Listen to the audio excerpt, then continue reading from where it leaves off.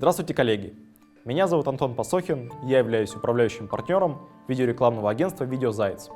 И в этом видео я поделюсь с вами правилами, применив которые вы узнаете, как создать лучший анимационный видеоролик в вашей нише. Поехали! Первое.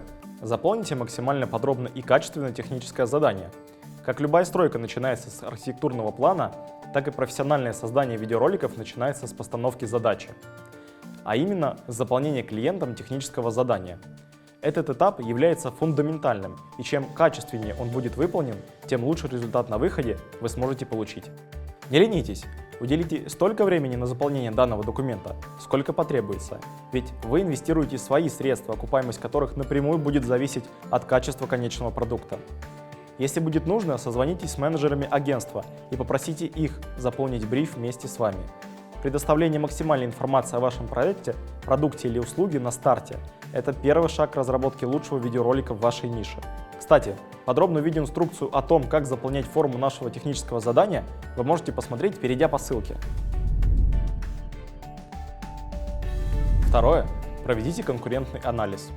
С целями и задачами мы разобрались. Техническое задание заполнено максимально подробно.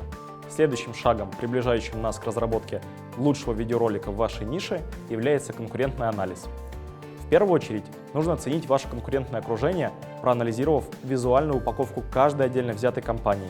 Причем крайне важно осмотреть не только конкурентов по РФ и СНГ, но и проанализировать иностранные компании по схожим и смежным сферам деятельности. Чтобы произвести лучший продукт, сначала нужно понять отправную точку. И вот когда мы ее нащупаем, поймем, от чего отталкиваться, можно начинать формировать предложения, которые будут превосходить уже имеющиеся на рынке, как с точки зрения визуальной подачи, так и по содержанию. Третье. Определитесь со стилистикой и подберите подходящие референсы. Здесь важно придерживаться нескольких ключевых правил. Стилистика видеоролика должна коррелировать с темой проекта и его задачами. Например, если стоит задача презентовать проект перед инвесторами, то вряд ли стоит делать упор на излишнюю мультяшность и юмористическую подачу. Здесь скорее будут иметь вес информативность и лаконичность. А если вам нужно, скажем, продемонстрировать свой продукт во всей красе, то лучше будет сделать упор на его реалистичность. Для таких целей хорошо подойдет 3D-графика. Думаю, смысл вы поняли. Стилистика видеоролика должна подбираться исходя из главной цели видеоролика, того, что мы будем рекламировать. Когда вы определились с направлением стилистики, мы начинаем искать референсы по графике и по анимации, примеры, схожие по уровню исполнения с тем, на что мы с вами будем ориентироваться. И вот здесь важно, есть такое понятие, как тренд в дизайне. Находится ли стилистика на пике тренда или на спаде, будет зависеть и успешность вашего проекта. Да-да, именно так. Дизайн графического ролика, как правило, устаревает за 3-5 лет. Если вы будете ориентироваться на референсы прошлых годов, то ваша работа ничем не будет отличаться от большинства подобных видео. Но если вы хотите выделиться, стать запоминающимися, следите за трендами в дизайне и обращайте внимание на популярные западные работы. Многие креативные и арт-директора топовых агентств в РФ и СНГ предлагают своим клиентам именно западные ориентиры. Четвертое. Создайте сценарий мечты. Сценарий – это основа любого проекта. От него на 80-90% зависит успех или неуспех будущего видеоролика. С крутым сценарием можно даже слегка сократить бюджет на визуальную составляющую, если клиент хочет сэкономить. Но никакая графика и анимация не вытянет посредственный сюжет. Об этом следует помнить и в первую очередь делать на этом акцент. Кстати, коллеги, если вам интересно узнать об основных правилах создания эффективного сценария для анимационного видеоролика, напишите об этом в комментариях, и мы запишем для вас отдельное видео. Правило пятое. Доверяйте профессионалам. Коллеги, если вы обращаетесь в агентство или продакшн, которые уже зарекомендовали себя на рынке видеорекламы, и у них есть многочисленные кейсы и отзывы довольных клиентов, прислушивайтесь к их рекомендациям в процессе работы и отдавайте на откуп те сферы, где вы, как клиент, совсем не разбираетесь. Иллюстрирование, анимирование, работа со звуком и так далее. Запомните простую, но крайне важную вещь. Презентационный ролик вы делаете не для себя и не для агентства. Видеоролик вы делаете в первую очередь для своей целевой аудитории. И когда в очередной раз вы захотите поменять предложенный иллюстратором цвет фона на цвет адского пламени, задумайтесь, а понравится ли это вашим клиентам. Правило шестое.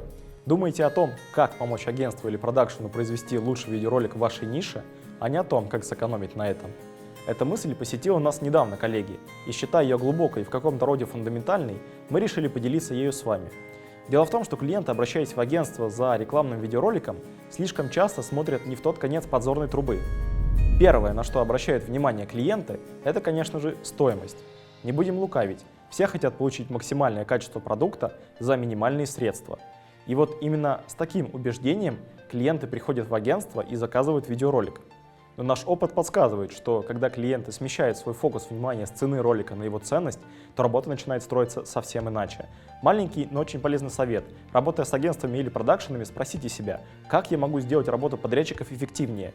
И вы не поверите, насколько этот подход изменит итоговый результат. И, наконец, последнее в списке, но не последнее по значимости, правило 7. Увеличивайте бюджет на проект, если хотите получить лучший видеоролик в вашей нише. Очевидно? Едва ли. Для многих этот вопрос вызывает бурю эмоций. Но это все потому, что наш рынок видеорекламы еще совсем молодой, и мало кто понимает, сколько же действительно должен стоить качественный продукт. Именно для этого мы и начали вести свой видеоблог, чтобы вы, коллеги, лучше понимали и разбирались в теме компьютерного видеопроизводства. В этом видео мы не будем говорить о конкретных цифрах.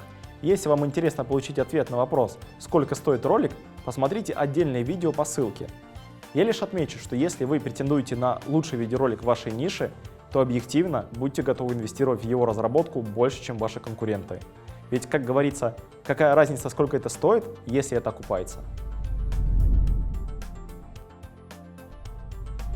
Коллеги, спасибо за просмотр. Напишите в комментариях, насколько данный видеоролик был вам полезен и согласны ли вы с нашими пунктами.